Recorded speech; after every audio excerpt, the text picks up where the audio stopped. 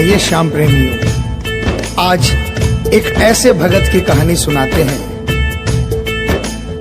जो अपने व्यापार में इतना लीन था कि उसे दिन दुनिया की कोई खबर नहीं थी। उसे सिर्फ पैसा पैसा और सिर्फ पैसे के बारे में चिंता थी। उसके घर वाले, उसके परिवार वाले सारे परेशान थे कि सेठ कभी कहीं नहीं जाता, सुबह से लेकर रात तक हर समय पैसे में ही लिपटा रहता है। बहुत दिनों से उसके इष्ट मित्र उसे कहते थे कि तुम हमारे साथ कहीं चलो, अपने बच्चों को लेकर चलो, लेकिन सेठ कहता इसके लिए काफी समय पड़ा है, अभी मुझे सिर्फ पैसा कमाना है।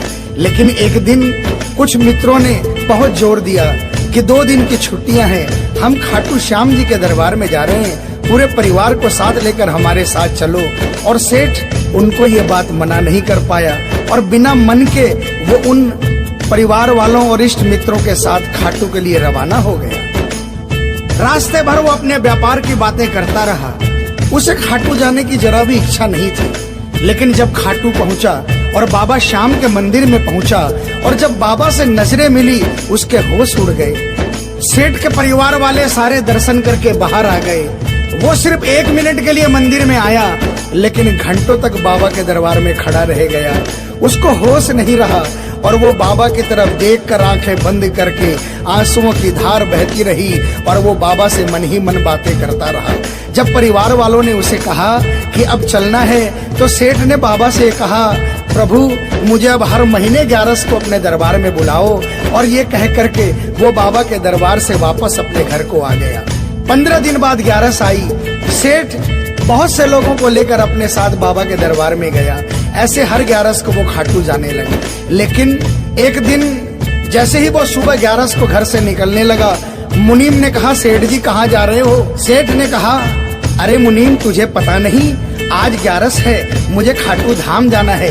मुनीम ने कहा, सेठ जी आपको पता नहीं, आज बाहर के कुछ व्यापारी आने वाले हैं, लाखों का सौदा होने वाला है और वो व्यापारी आज रात को वापस इंडिया के बाहर चले जाएंगे।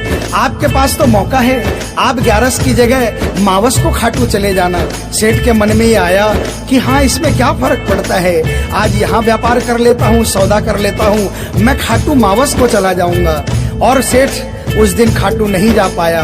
11 निकल गई, मावस आई, मावस को फिर कोई व्यापारी आ गया, उसके बाद फिर पूर्णिमा आई, फिर कोई व्यापारी आ गया और इसी तरह सेठ व्यापार में फिर उलझ गया। एक दिन रात को सेठ सोया तो उसके नींदों में उसे ऐसा आभास हुआ कि उसे कोई आवाज आ रही है और उसने बड़े ध्यान से सुना। उसे लगा खाटू वाले श्याम बाबा उसे कह रहे हैं, वाह रे सेठ, मैंने तो सोचा था कि मेरे दरबार में कोई बहुत बड़ा भूला भटका भगत आया है, लेकिन मुझे क्या पता था कि कोई भगत नहीं, एक सौदागर आया है और मुझसे सौदा करके चला गया। आज तू अपने घर में अपने व्यापार में खूब खुश है, तू वहीं पर खुश रहे। और ऐसा कहकर वो आवाज बंद हो गई। सेठ की आंखें खुली, उसके मन में ग्लानि हो गई। उसने सोचा कि मैं आज ही खाटू धाम जाऊंगा और वो जैसे ही खाटू के लिए निकला, रास्ते में एक्सीडेंट हो गया। सेठ की दोनों टांगे रह गई। अब सेठ अपने पैरों पर खड़ा नहीं हो पाया और उसके मन की मन में ही रह गई। सेठ बहुत तड़पता रहा। एक दिन सेठ अपने घर के दरवाजे पर बैठा, आंसू बहा रहा कि मेरा बुलावा क्यों नहीं आ रहा, मैंने इतनी बड़ी गलती करी, मुझे बाबा के दरबार से इतनी दूरी क्यों हो गई। इतने में उसके घर के सामने से एक डाकिया निकला। सेठ ने डाकिया को आवाज लगाई और कहा, ए डाकिया, तुम तो कलकत्ता, दिल्ली, बम्बई भक्तों का संदेशा लेकर जाते हो, लोगों के चिट्ठियां पहुंचाते हो। आज मेरी एक चिट्ठी, मेरा एक संदेशा मेरे खाटू वाले श्याम बाबा के दरबार में क्या पहुंचा दोगे? डाकिया ने कहा, सेठ मैं तो आजकल खाली रहता हूँ, जब से इंटरनेट का जमाना आया है लोग ईमेल पर ही चैटिंग कर लेते हैं, बताओ तुम्हारा क्या संदेशा है और कहाँ पहुँचाना है। और ऐसे डाकिया ने सेठ से कहा और सेठ ने डाकिया से कहा।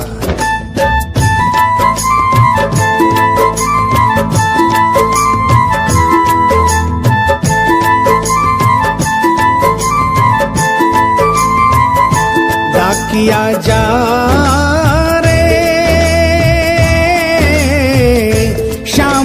संदेशो दीजे, शाम न जाए तो कह दीजे, भगत थार दर्शन न तरसे। डाक डाकिया जा रे।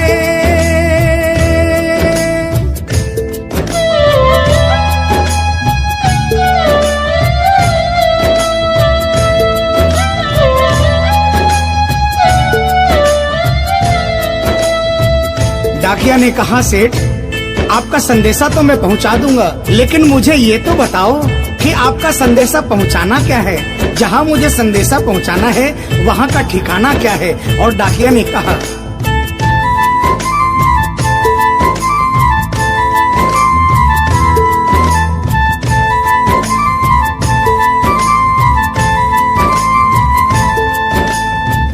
कौन से गांव थारो शाम बस्यो है, इतनो माने बता दे सेवक रे।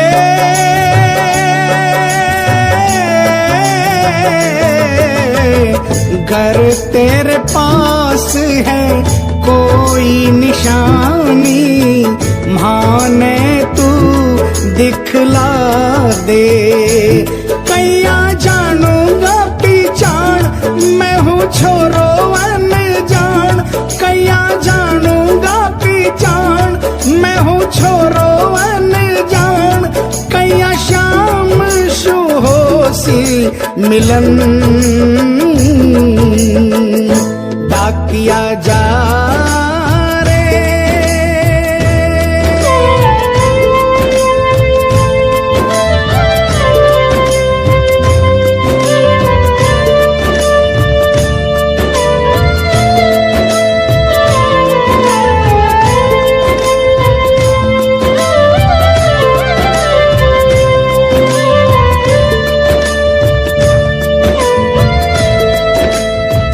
सेठ ने कहा, डाकिया मैं तुझे जिस जगह का ठिकाना बता रहा हूँ वहाँ ऐसा दरबार है जहाँ जो एक बार जाता है वो वहीं का हो जाता है।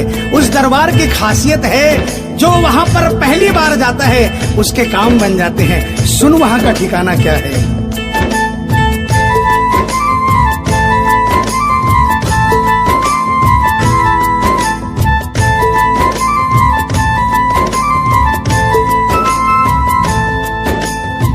खाटू में है श्याम जी को मंदिर, शिखर ध्वजा लहरावे। डाकिया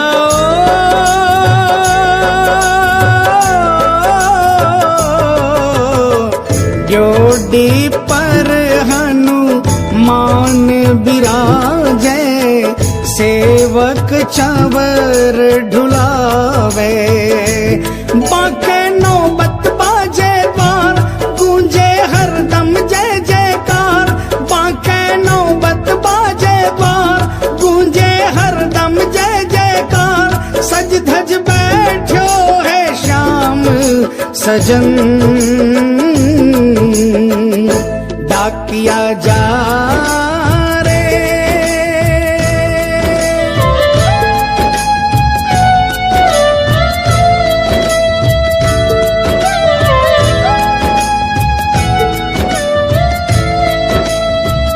डाकिया सेठ जी के यहाँ से निकल जाता है और वो खाटू धाम के लिए प्रस्थान करता है। धीरे धीरे वो खाटू पहुँचता है और खाटू पहुंचकर बाबा के मंदिर का पता करता है और मंदिर के नीचे पहुंचकर वो पहले प्रणाम करता है और बाबा के मंदिर की 13 सीढ़ी चढ़ता है।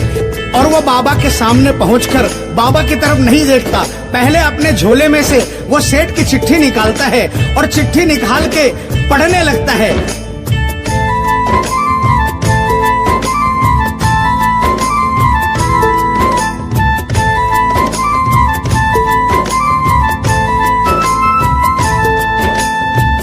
पहुँच गयो दर बार श्याम के, बोलन लाग्यो संदेशो।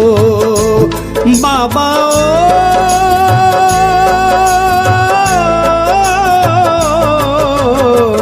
बन बैठो कद श्याम दीवानो, कुछ ना रयो अंदेशो।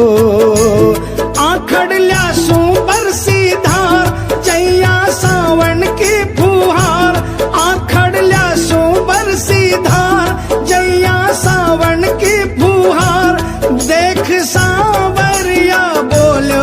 यह वचन डाकिया जा रे।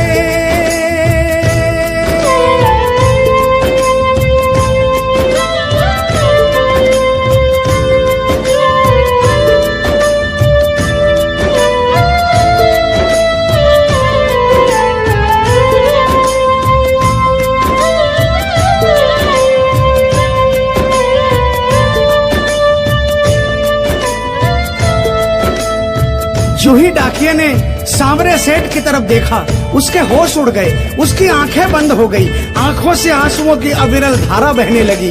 उसको ऐसा महसूस हुआ सपने में जैसे कि कोई श्याम प्रभु सिंहासन से उतर कर आ गए। उसे अपने गले से लगा लिया और डाकिये से कहा, कैसे हो डाकिया?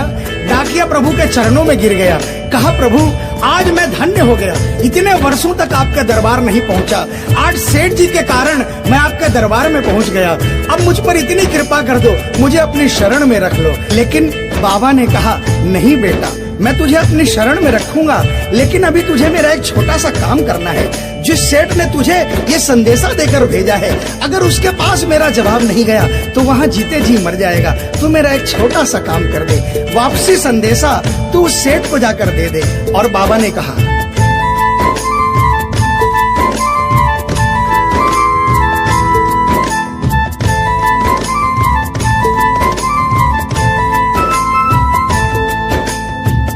कह दीजिए तू जाए सेवक ने तेरो बुलावो आसी।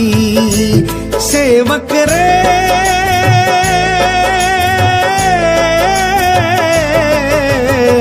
सबकी आस पुराऊं तो तू कैया रह पासी।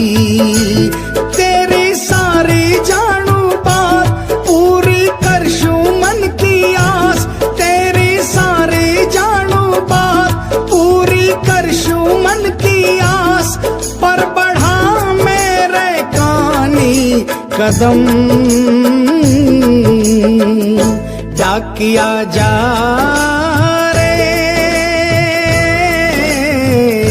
संदेशो सेवक ने दीजे, सेवकिया राह तेरी निरखे। संदेशो सेवक ने दीजे, सेवकिया राह तेरी निरखे। सेवक संदेश ने तरसे डाकिया जा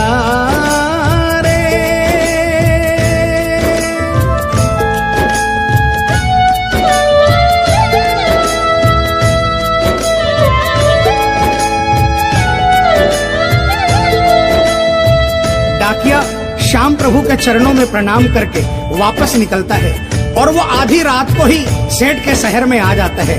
अब डाकिया को इतनी जल्दी थी कि उसने आधी रात नहीं देखी और उसने जाकर सेठ के दरवाजे की घंटी बजा दी। उस दिन सेठ के घर में कोई नहीं था, सेठ अकेला अपने बिस्तर पर पड़ा था। जैसे ही घंटी की आवाज आई उसको लगा कि बाबा का संदेशा आ गया, लेकिन सेठ मजबूर था। वो उठना चाहा लेकिन उठ नहीं पा रहा था। लेकिन अचानक उसने जोरदार जयकार लगाई, हारे के सहारे की। और जैसे ही आवाज आई सेठ के घर में करिश्मा हो गया। सेठ अपने पांव पर खड़ा हो गया, दौड़ कर गया और उसने जाकर दरवाजा खोला। सामने देखा डाकिया खड़ा है। सेठ डाकिया के चरणों में गिर गया और कहने लगा, डाकिया जल्दी बताओ मेरे बाबा ने क्या संदेशा भिजवाया है। और डाकिया ने चिट्ठी निकाली और बाबा के भगत की चिट्ठी का संदेशा निकालकर सेठ के हाथों में थमा दिया। सेठ ने जैसे ही चिट्ठी देखी वो झूम झूम कर नाच नाच कर गाने लगा, आ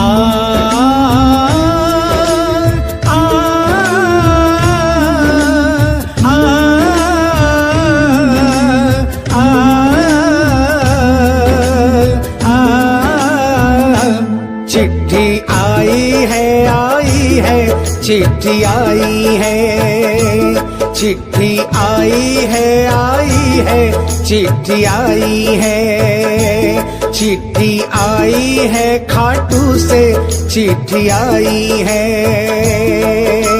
बड़े दिनों के बाद मेरे श्याम धनी को आज, अरे बड़े दिनों के बाद मेरे श्याम धनी को आज भगत की याद सताई है। चिट्ठी आई है, चिट्ठी आई है, ओ चिट्ठी आई है, चिट्ठी आई है। सेठ ने वो चिट्ठी वापस डाकिये को थमा दी और कहा, डाकिया आप तो स्वयं बाबा से मिलकर आए हो, इसलिए बाबा का संदेशा अपने मुखारबिंद से मुझे सुनाओ।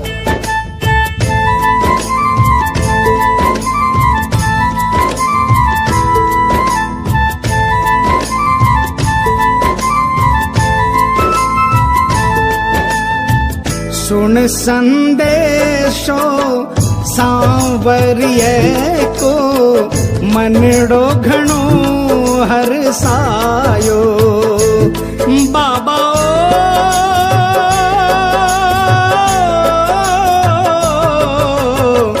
बंध गया पाँव में घूघरिया सा, मन को मोरियो